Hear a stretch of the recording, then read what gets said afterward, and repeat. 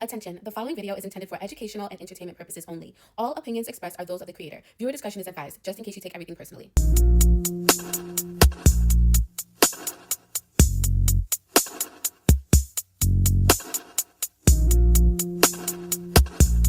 She's sweet, smart, well spoken, always doing the right thing, the kind of girl adults love, teachers praise, and friends depend on. But behind that smile, she's exhausted, emotionally neglected, performing perfection just to feel safe. This is the good girl, not just an archetype, but a survival strategy. Hi, welcome back to my channel. I'm Rikeya Michele, and here we explore the psychology of pop culture, beauty, and identity, one deep dive at a time. So let's get into the good girl. And also, guys, just a quick disclaimer, I'm not shaming the good girl. This video is about honoring her, okay? Understanding her and freeing the parts of us that feel stuck in her shadow. So let's get into it. The good girl, she's not a nice person, She's the blueprint of femininity that gets rewarded. She's agreeable, self sacrificing, emotionally contained, always available for others, and rarely for herself. I'm sure some of us who are listening can absolutely relate. This archetype shows up in real life and media. She's the daughter who never rebels, the student who overachieves, the friend who drops everything for someone else's emergency. Yeah. She says I'm fine when she's drowning. She says sure when really she means no. She swallows discomfort to keep the peace. But here's the thing, the good girl doesn't just appear out of nowhere. She's built by families who equate obedience with worth, by school systems that value compliance over critical thinking, by religion where purity and silence are treated like currency, by a society that teaches women that likability equals safety. Being good becomes the performance, being whole becomes the threat. The good girl often begins as a survival response, right? If you grew up in chaos, being the quote unquote responsible one gave you structure. If loving your home was conditional, being the quote unquote good kid gave you access to affection. If your voice was met with punishment, you learned to keep it quiet. Now, for black girls or girls of color, the archetype gets even more complicated. We're told to be twice as good to get half as much. We're told to be composed, quiet, humble, grateful, even in the face of disrespect. We're expected to succeed without being intimidating, assert ourselves without being too much, and carry others without appearing burdened. For some, this pressure starts as early as elementary school. You're praised for how mature you are, how well you handle things. That's another thing, guys. Children should not be awarded for how well they handle things. They're kids. They should be having meltdowns, okay? Anywho, but also how strong you are. But no one asked why a child needed to be so mature in the first place. The good girl becomes the armor, and over time, we start confusing the armor for our actual identity. Now, let's talk about the hidden cost of being a good girl, right? Because there's always some good, there's always some bad, and there's always some ugly. So, the trauma of the good girl isn't always dramatic. It's subtle, it's quiet, it shows up as chronic people pleasing, as burnout, as the inability to express anger without guilt. So these individuals, they might struggle to make decisions without seeking approval. It might seem like codependence. Is it? Is it not? You might stay in jobs or relationships that no longer serve you because walking away would feel selfish. You might feel invisible in rooms where you've done everything right. And when your needs aren't met, you ask yourself, did I not do enough? Was I not good enough? And that's the heartbreaking part of this archetype, right? The good girl believes that love is earned, not given.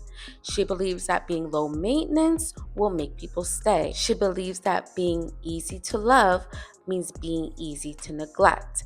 And the worst part, her pain is often dismissed because it's the good girl. So it's like, girl, Go on, okay? It's almost like a double edged sword, right? Because in a way, the good girl is trying to be nice and kind and do all of these things that are quote unquote right in order to protect herself.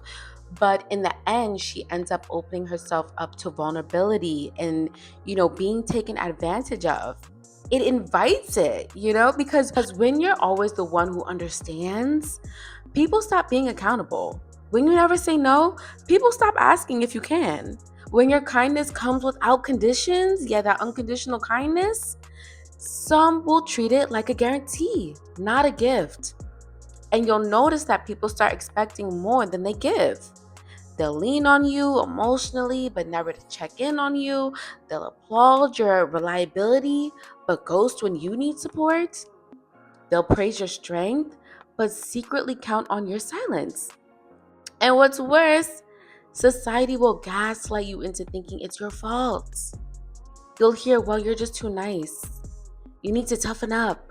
You let people walk over you. And yes, these things are true, but there's a reason for all of this. And as I discussed earlier, a lot of this good girl archetype is buried or stems from childhood. It's just protection. And people act as if your empathy is the problem instead of, people exploiting it. But let's be clear. I want to be very clear. Being kind is not a weakness. Being generous is not the issue. Being unprotected in your giving is. The good girl archetype sets women up to believe that tolerance equals maturity and self sacrifice equals value. So, when she's taken advantage of, she doesn't get angry. She gets quieter. She works harder. She tries to earn better treatment, not realizing that she was never the problem to begin with. I also want to end this segment by saying that because the good girl often gets taken advantage of, her pain is often dismissed because she doesn't look like she's in pain. Oftentimes, she's smiling, she's functioning, and she's holding it all together until she can't anymore. So she'll reach a point when she's tired. She's tired of shrinking, tired of performing, tired of the emotional labor. But even then, letting go of the good girl is terrifying because this archetype doesn't just shape how others see you, it shapes how you see yourself. She's become your identity. She's kept you safe. She got you praise. She gave you structure when the world felt unstable. Letting her go means risking disapproval. It means being misunderstood. It means sitting in the discomfort of being enough, even when you're not overextending yourself. And for some people, that might seem easy. For me, that seems easy. But for other people, that's hard. That's a struggle. Because for so long, your worth was tied to sacrifice. And now you're learning to find your worth in your being, not your doing. This is where the real healing starts. It starts with boundaries. Boundaries is not just a word, guys, it's a thing. Y'all need to set boundaries, especially if you fall into this archetype. Set boundaries. It will save you so much exhaustion. Set boundaries with telling the truth, with disappointing people who benefit from your silence. It starts with giving yourself permission to be complex, not perfect. To be angry, joyful, ambitious, soft, unapologetic, without guilt. It starts with saying, I am not here to be, everyone's emotional support system. I'm not that. I'm not here to earn my place in people's lives. I'm here to be. I'm allowed to exist fully, even if it makes others uncomfortable. I don't care.